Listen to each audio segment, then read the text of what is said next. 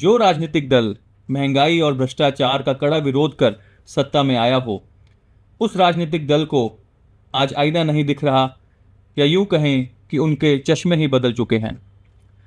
आज चर्चा आम जनता पर पिछले कई वर्षों से पड़ रहे महंगे तेल की मार की करेंगे साथियों, और साथ ही सरकार द्वारा इन ऊंचे दामों को जायज़ ठहराने के लिए दिए गए तर्क वितर्क समझने की कोशिश करेंगे।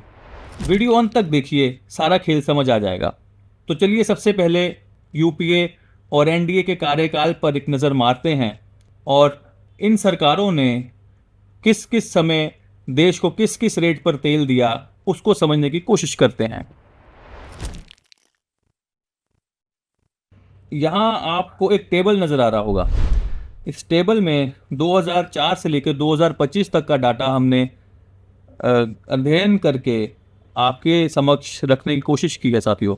2004 में $39 एक बैरल के लिए सरकार ने दिए।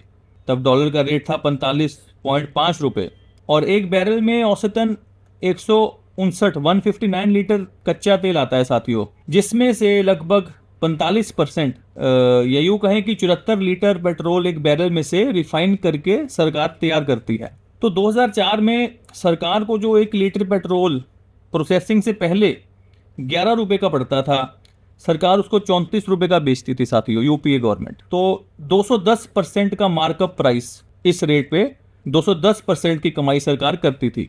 ऐसे ही नीचे चलते चलेंगे तो 10 साल यूपीए के और फिर 10 साल आप एनडीए के देखेंगे। इसमें 2 साल 2008 और 9 के जो ग्लोबल इकोनॉमिक क्राइसिस आए थे, जब देश पूरी दुनिया मंदे के दौर से गूंज रही थी साथियों, और वैसा ही दौर 2020 और 21 में भी देखने को मिला था, जब कोविड का एक पेंडेमिक पूरी दुनिया की अर्थव्यवस्था पर भयानक असर पड़ता है। तो जब 2011, 12 और 13 पर नज़र मारते हैं साथियों, तो प्रति बैरल $100 तक का रेट हो चुका था।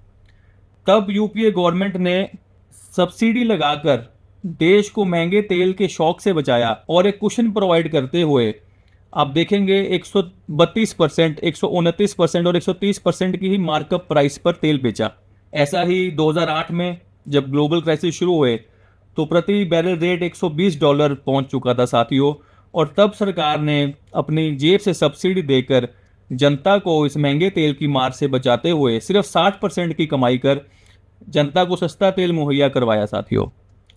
और वही जब हम एनडीए के कार्यकाल को देखते हैं तो जब उनको $50 प्रति बैरल तेल मिलता था, तब वो 200% की कमाई, 200% के मार्कअप के साथ तेल को बेचते थे साथियों।